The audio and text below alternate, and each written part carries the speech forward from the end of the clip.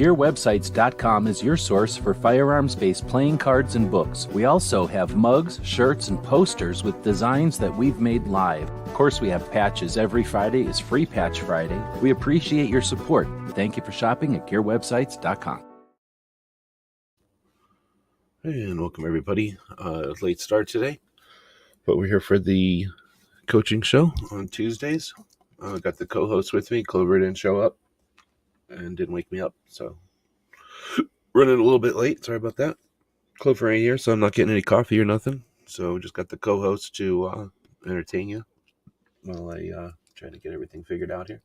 So let's see. Today we are going back to part 7 of our series on advanced content creation, and this week the topic is special episodes. So thanks everybody for joining us. We do this show live on Tuesdays. We've been doing it now for I think over a year, and the goal is just to have a place where content creators, especially those in the Second Amendment, guns and stuff, but Second Amendment content creators, to give them some insight, some inspiration, some useful tips and tools for navigating the world in 2023. Our issues continue cyclically. We're dealing with another onslaught of attempts to marginalize gun owners based on the actions of a single individual criminal. Part of the marginalization is the consistent story that everything bad about firearms every gun owner gets to share, and everything good doesn't count because there's so many bad things. That a vice that we've got is so bad, and that can drain you both technically, like strategically. It can drain you because the fight gets to be never ending, and then it can also just drain you emotionally and physically. Like, just doing fights like this isn't what most people get into if they have an interest or an enthusiastic appreciation for something. They're not necessarily looking to become political advocates. And unfortunately, with firearms, you can enjoy them for a little while. You're free to enjoy them for a little while. But in the United States in 2023, if you want to enjoy firearms for any length of time, you will have to endure weird looks from people and assumptions from people who don't pay a lot of attention to this topic.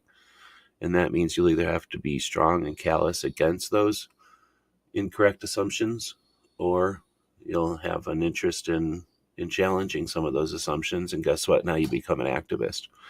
And that's the stuff that we're here to help with. That's a unique situation. It's important, and there's value in that struggle. It's not a fight. It's a struggle, and it's a conflict, but it's not a violent one by any means. It's a tactical one. So that's what my goal is here. And if we can help people with SHOT Show, if we can help people with making their projects sustaining in multiple ways, both emotionally and physically and financially, then that would, we're better off when we have strong advocates and voices. So we do value your voice. I value your voice. I hope you value your own voice. I know people out there value you and your voice and sharing your voice. So with that, try to give Clover a little time to show up. He ain't gonna, so we'll just dig into it. So again, thanks to everybody who's joining us live. I do appreciate it. We're putting more and more effort into our podcast. So most of this work that we do with these live shows is, eventually to be audio and out on the podcast. So thanks again to the people who are listening in the future in the podcast world. On the screen right now, you got our little co-host, the puppy, because we don't really do too much visually here unless we're going to share some kind of a chart or graphic or something like that. All right, so dig in and let's talk about special episodes. We've already in this series talked about the fundamentals, the core principles of building content and choosing where to start. Then we did technical skills, content creators, search engine stuff, editing, and gear. That was the second show, I guess. Monetization was right in the beginning. It was the third episode, because unless you're independently wealthy, this is going to take time And there's going to be some amount of tools necessary. So that's going to take some financial cost. If you do it for any length of time, then again, you're going to have to schedule some time in and make some changes in your schedule to facilitate for it. And that means if you live with anyone else, if you have influence on anyone else's lives, they're now influenced, and that becomes another toll. And monetization can make it not just possible, but in addition to being made possible through financial stuff, it can ease the burden that doing some kind of a project or attempting some kind of an awareness that might be additionally difficult if it's costing a couple or a family money. So monetization of a project can be extremely useful for the longevity of our shared goals here. Community building is the next thing we talked about, and we're not doing this because we all love each other, our individual freedom so much that we want to watch everybody else rot on the vine.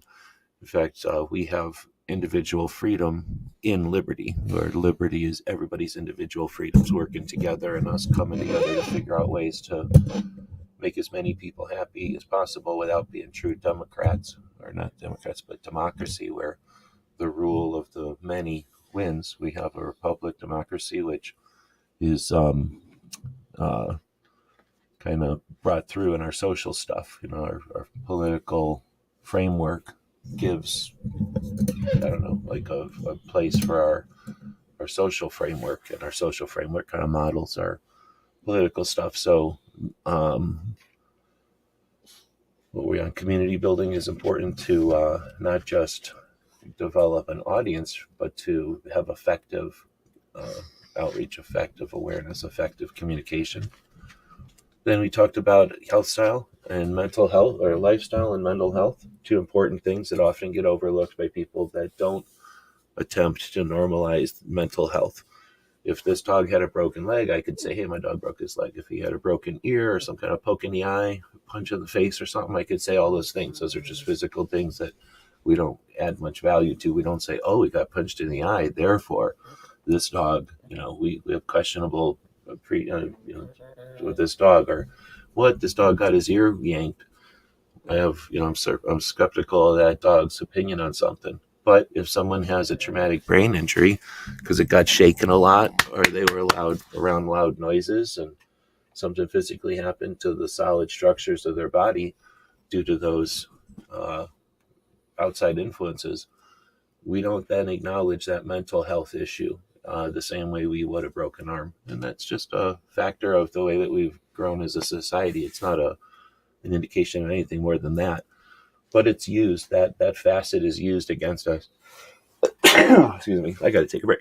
I got to take a quick break. This is where we can all blame Clover and the co-host for not being good co-hosts. So I'm going to give you a commercial while I go get something to drink, because I'm dying and I didn't get any of this before the show. So, did you know we have t-shirts?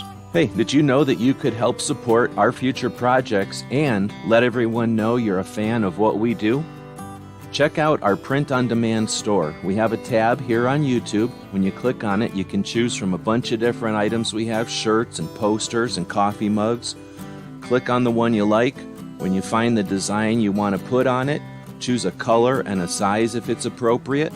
And when you purchase these items, a portion goes to help fund our future projects.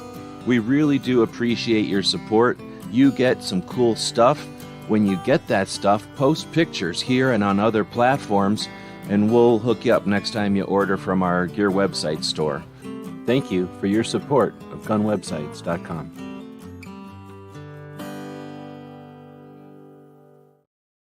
And I should have definitely done that before the show, so that was good. Thank you, puppy, for running the commercial. So, mental health and lifestyle. If you can't build your system, your project in a way that works with your head and with your family and friends and lifestyle, then it's going to be a forced effort. It's going to be a challenge the entire time. If you can get it to using the experience and examples of those that have already been doing this for a while, hopefully you can come up with a way to avoid the burnout, have that work-life balance, and thrive, whatever your project might be. Then we talked about trends and future outlook. I'm making it sound like we did this week after week. We actually took some time in between some of these shows to do other things, but we've been, continuing this series. So trends and future outlooks, being aware of what's coming next is strategy. It's understanding that there's cycles and that there's outliers and that there's consistency and then there's, unique in being ready for those things. Was part of that discussion. The new tools and things that are on the future or on the horizon, or some of them are already here. Then we are talking special episodes. That's what we're talking today. So roundtables, listener Q&A, and case studies. Our last show will be about advanced tactics, and that will probably be next week. But let's see what happens. So Puppy is falling asleep here. He had a difficult night of being asleep, and then we had to go potty right before the show, and now he's really tired, so he's probably going to fall asleep again. I'm a little concerned because he just got up and no potty. What's up with that? So I'm a little concerned about what happened last night in the house. We'll have to be doing a little bit of snooping around to see why there was nothing coming out of this dog this morning. But I guess that's behind the scenes. You don't want to hear about that. You don't want to hear about this little doggy's situation. So let's get into special episodes. We're going to talk about expert roundtables, bring in experienced content creators for a panel discussion. Ever heard about doing that? We're going to talk about listener Q&A and address common questions or concerns from the audience. I guess some people do that. And then case studies, deep dives into successful or innovative content creators and what sets them apart. So that's interesting. We haven't had that type of interactive suggestion or option from the robots that wrote this.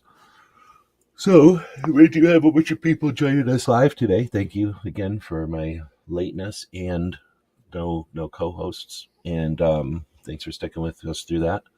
But please feel free to include some examples of case studies of people that have done interesting special episodes, interesting projects or things that were different than the norm or unique.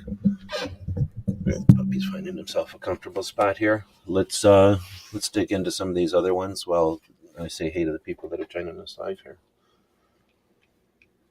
So Kingpin is here first, and since I only set this up last night, he was probably here this morning. Then She Fires is out there. Good morning. Gizzard is showing up from Kansas. Gizzard Gary. Got Chris from the 740 in Ohio. And Unapologetically Armed is joining us this morning from the Missouri. Got Georgia Trucker. I'm not sure what state Georgia Trucker is from, though. And then Texas Surplus Pro, also. Not sure what state. Then Matt Murdoch, I believe is from New York, but I'm not sure. And Hell's Kitchen, maybe. Then we've got John Z, New York Outcast, also. No idea what state he might be from. And Patriot in the Dark joining us from Michigan, the state that looks like a big man. Let's see. Did I get the email you sent about audio descriptions? I did get an email. I've been smashed lately. So I looked at it to see if it was like, houses on fire or something. But I didn't dig into it. So I will. I did get it.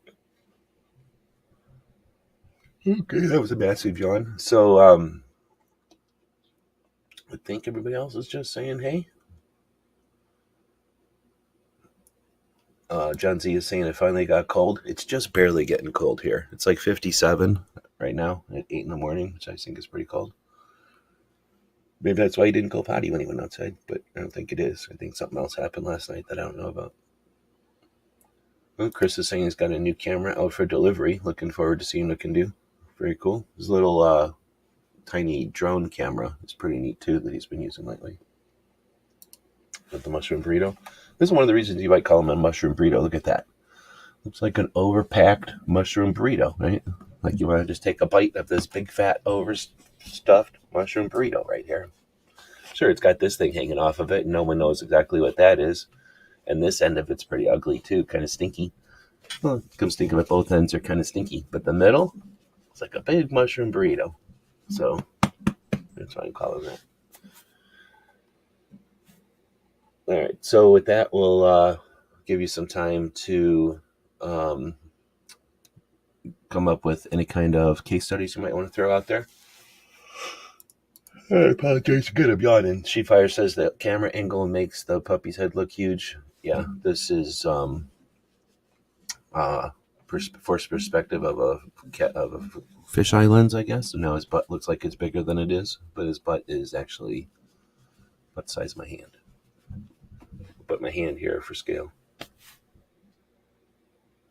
Okay, Patriot is saying it's a feature they've added to YouTube, or an add-on. They've actually included an audio track for a description. Oh, okay. Is that happening with AI? In other words, so there's like a robot describing this, like, so a robot would be saying, the puppy turned around and is laying there.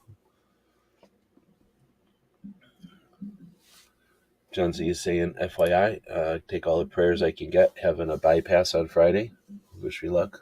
Yeah, that's the only thing I can say is that the first time I knew somebody getting a bypass was in the 1980s. So it's definitely something that the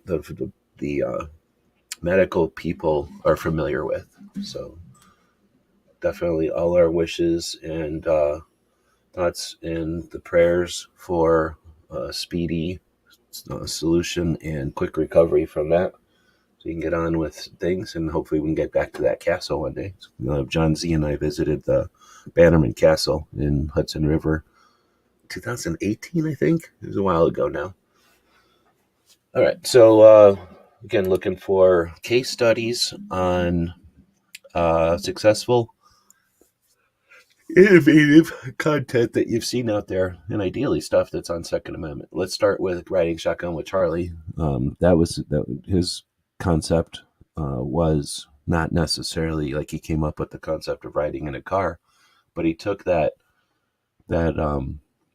format, I guess, and applied it to Second Amendment activists, and that has become unique, and it's become a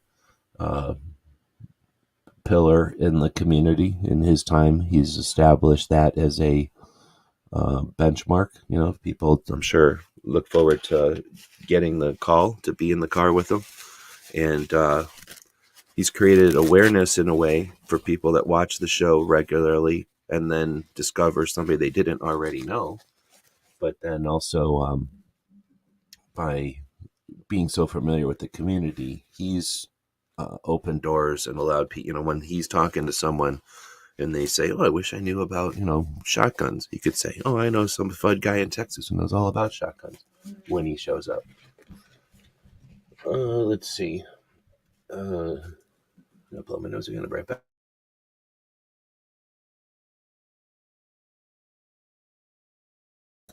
You don't hear any of these things when Clover's here because he just starts talking and do all this stuff when he's talking. Patriot saying, no, you can use your transcript and then add additional stuff, but you actually have to do it. Oh, okay. Well, imagine that means that if they've got the track there, that they're probably not too far away from the AI doing some version of that. If people don't take control and do it, they'll probably have a default AI way of doing it. All right, so we'll go back to the first one, expert roundtables, bringing in experienced content creators for panel discussion. I think that one is very good. I'm not sure why they gave it its own thing for the concept, for the topic here for Second Amendment content creation. But, the idea of having experts come together and chat is useful for the audience because you get all these different points of view and the dynamic between them as far as the strategies and the tactics, the details. But then you also see the interpersonal relationships and the clicks and that kind of stuff, not just by their actions on the table, but even who they invite. There's some people out there that have never invited anybody outside of their little realm.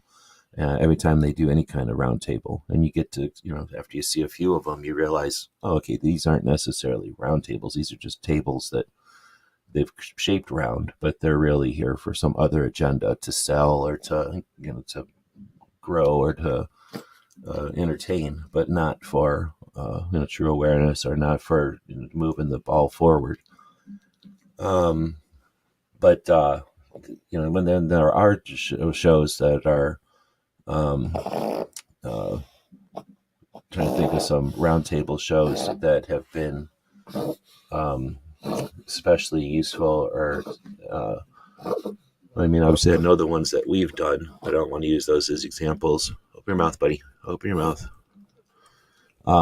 So we'll. They say when he does this, that it's just because he forgets he can open his mouth, and once you open his mouth, then he stops snorting because he realizes he can breathe through his mouth again. Pretty much works most of the time. Let's see. So I'm trying to think. There's been a couple of shows where they're only roundtables, where they have a couple of hosts and they bring in people all the time. I'm trying to think of if we have anything like that now. We've had that in the past that I've been aware of. But if you think of somebody like a Riding Shotgun with Charlie, or Cape Gunworks, or even Chris from 740, we'll have, when he was doing his Wednesday show on a regular, would have a panel, a group of people that were kind of consistently on the show, and then a guest or a couple of people that were invited that weren't normally on the show. Then they have lots and lots of chats. So many examples, it'd be hard to come up with them all, especially if I included time, because who's available around now is going to be a slice of the pie. There's, whatever's happening now, something like it probably happened before that. And probably before that, there was a version of it, sometimes with different technology as technology improves or evolves. But we haven't really seen too much new stuff happening. So the roundtable discussions have kind of, the host have kind of passed the baton. But the concept of getting a bunch of people together and have discussions was certainly something that when the live YouTube first started, that was facilitated. That was something that we all dove into. We would have regularly scheduled programming, essentially, where at least we would all appreciate and understand each other's schedules and didn't overlap and didn't stack, so that way an audience could travel around. There might be options here and there, 2 shows at a time that were different topics so that an audience could split. But for the most part, we had historically a lot of interest and experiment in bringing people together in roundtables. So if you look at that on the big picture, the live came out in 11. Technically, nobody really got into it until 12. And in 12, it was still kind of new. So those of us that were doing live were like, oh, those live people, they're raw. Like, those people, they can't be trusted. They just say whatever. And you go on their show and you're not ready, you look like a fool. Hold on, I got to mute again for a minute.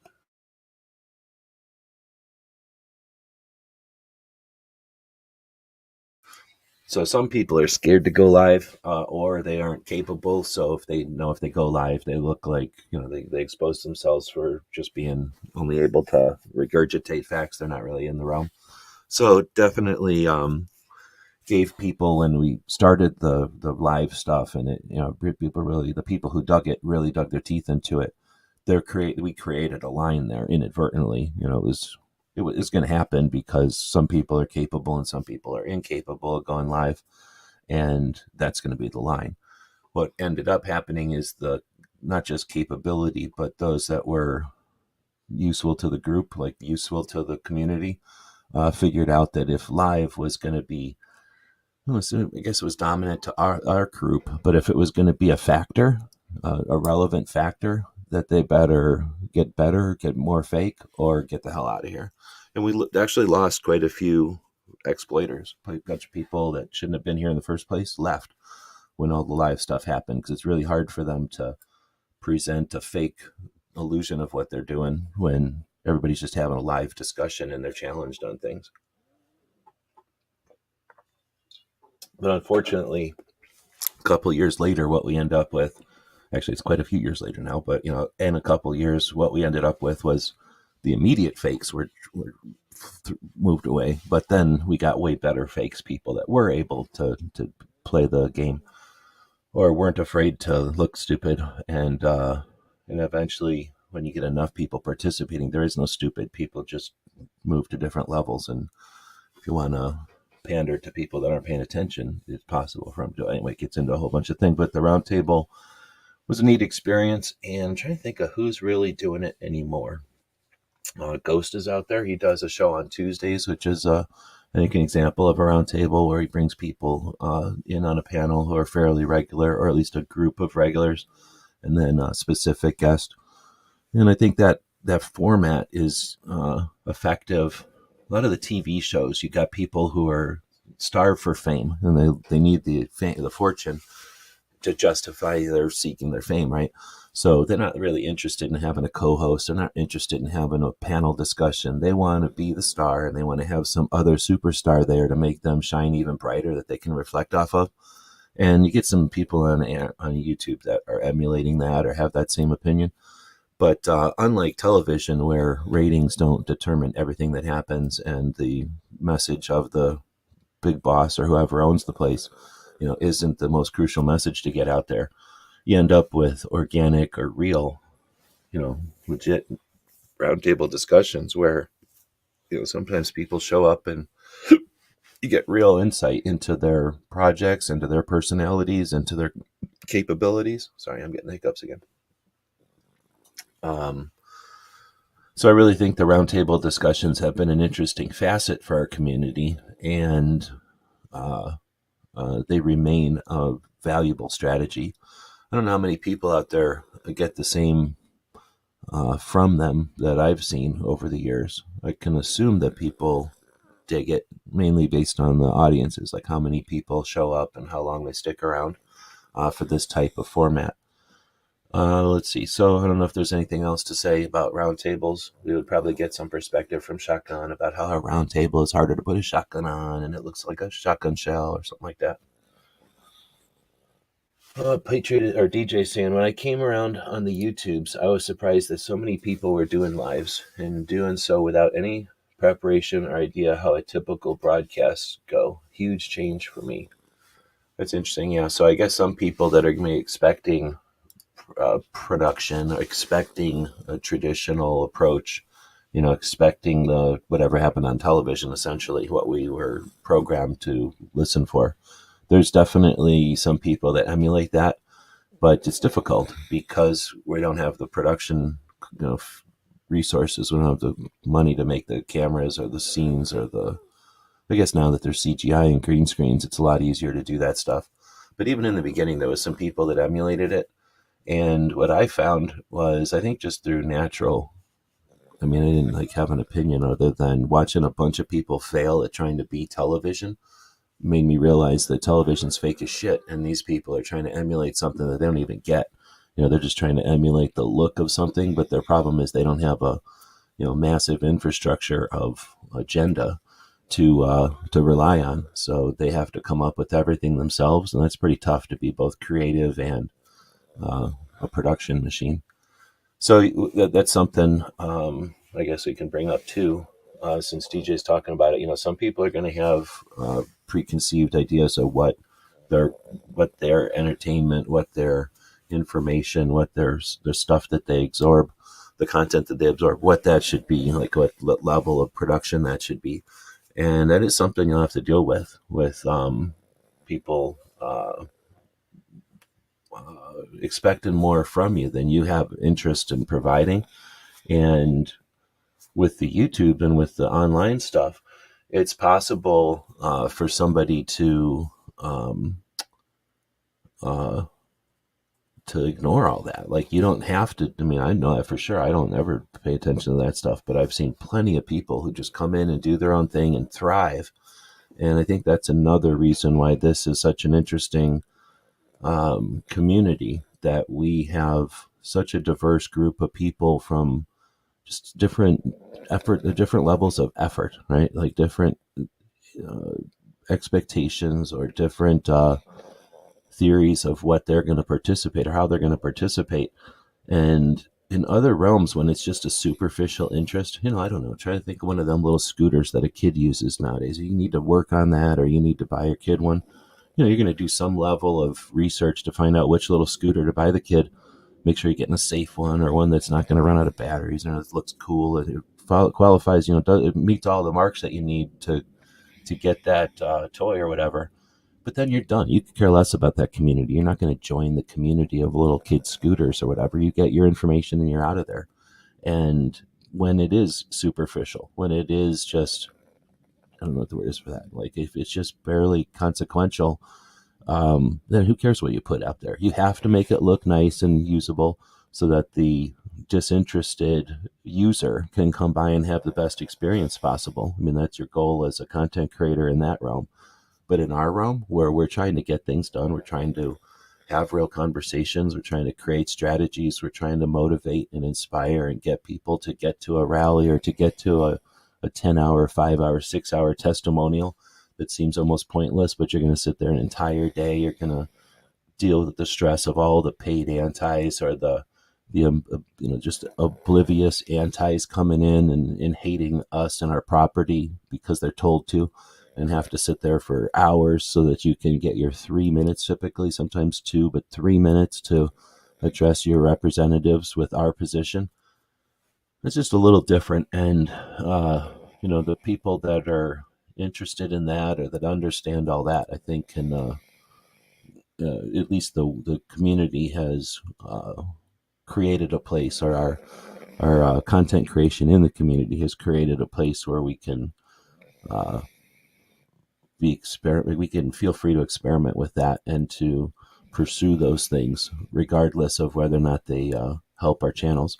Again, let's flip over to something like cameras, or I think cameras is a good example, maybe cooking or something you have an interest in, but you may even be passionate about it, but you're going to find very few others who are passionate about it. Like, oh, I'm passionate about your ice cream or your tomato sauce or something. Like, okay, there's people that like your tomato sauce and people that find it interesting, but they're not going to walk across the street to stop your tomato sauce recipe from getting rained on or something.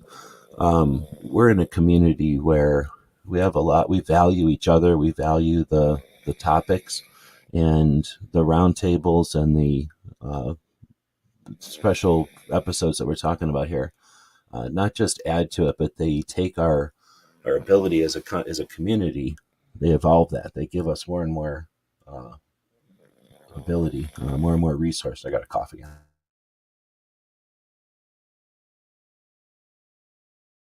Oh man, hold on. I'm going to do another commercial. GearWebsites.com is your source for firearms-based playing cards and books. We also have mugs, shirts, and posters with designs that we've made live. Of course, we have patches. Every Friday is Free Patch Friday. We appreciate your support. Thank you for shopping at GearWebsites.com.